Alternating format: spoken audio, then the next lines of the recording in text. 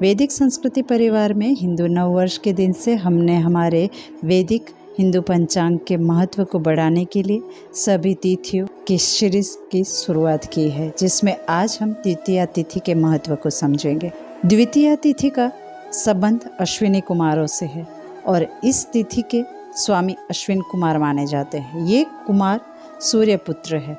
अपने अधिकार के लिए इन्होंने जब ब्रह्मा की स्तुति ब्रह्मपार नामक स्रोत से की थी, तब ब्रह्मा ने इन्हें रूप, कांति, अनुपम आयुर्वेद शास्त्र के ज्ञान तथा सोम रस पीने का अधिकारी होने का वरदान द्वितीया तिथि को ही दिया था। सुंदर रूप की अभिलाषा रखने वाले मनुष्य को इस तिथि में व्रत करना चाहिए। यह व्रत 1 वर्ष में पूरा होता है। अश्विनी कुमारों के सभी गुण जो इस व्रत को करता है उसे प्राप्त होते हैं तथा वह सभी पापों से मुक्त हो जाता है। अब जानते हैं कि 12 मास में आने वाली सभी द्वितीया तिथि को चैत्र शुक्ला द्वितीया को ब्राह्मी शक्ति के साथ ब्रह्मा जी का पूजन किया जाता है, जिससे समस्त मनोवांछित कामनाओं की पूर्ति होती है। और इसी द्वितीया तिथि को सायंकाल में बाल चंद्रमा का यानी द्विज के चंद्रमा का पूजन करने से भोग और मोक्ष रूप फल की प्राप्ति होती है।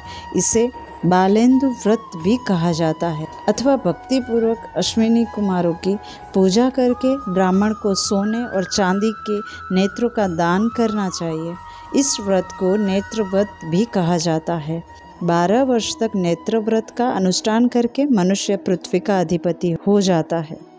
वैशाख शुक्ला द्वितीया को सप्तधान से कलश के ऊपर विष्णु रूपी ब्रह्मा जी विधि पूर्वक पूजन करके मनुष्य मनोवांछित भोग भोगने के बाद विष्णु लोक को प्राप्त कर लेता है। ज्येष्ठ शुक्ला द्वितीया को सूर्य का विधि पूर्वक पूजन करके जो भक्ति पूर्वक ब्राह्मण को भोजन कराता है वह सूर्य लोक में जाता है। आषाढ़ मास के शुक्ला द्वितीया को जो अगर इस दिन पुष्य नक्षत्र युक्त द्वितीया तिथि आती हो, उसमें सुभद्रा देवी के साथ श्री बलराम और श्री कृष्ण को रथ पर बिठाकर ब्राह्मण आदि के साथ नगर आदि में भ्रमण करावे और किसी जलाशय के निकट जाकर उत्सव मनावे और देव विग्रह को विधि पूर्वक पुनः मंदिर में विराजमान करा के ब्राह्मणों को भोजन करावे। जगन्नाथपुरी की रथ यात्रा इसी तिथि को होती है। श्रावण शुक्ला द्वितीया को प्रजापति विश्वकर्मा शयन करते हैं, अतः ये तिथि अशून्य शयन नाम से प्रसिद्ध है। इस दिन अपनी शक्ति के साथ सैया पर शयन किए हुए चतुर्मुख ब्रह्मा जी का पूजन करें और सायंकाल में चंद्रमा को अर्घ्य दे। यह व्रत करने से सभी सिद्धियों की प्राप्ति होती है। भाद्रपद शुक्ला द्वितीया को इंद्र रूपधारी ब्रह्मा की पूजा करके मनुष्य संपूर्ण यज्ञों का फल पाता है। आश्विन मास के शुक्ल पक्ष की द्वितीया तिथि में दिया हुआ दान अनंत फल देने वाला कहा गया है। कार्तिक शुक्ल द्वितीया को यमुना जी ने यमराज को अपने घर भोजन कराया था, इसीलिए यह तिथि यम द्वितीया के नाम से भी जानी जाती है। इसमें बहन के घर भोजन कराना पुष्टिवर्धक बताया गया है। भोजन के बाद बहन को भेंट स्वरूप वस्त्र, आभूषण आदि देना चाहिए।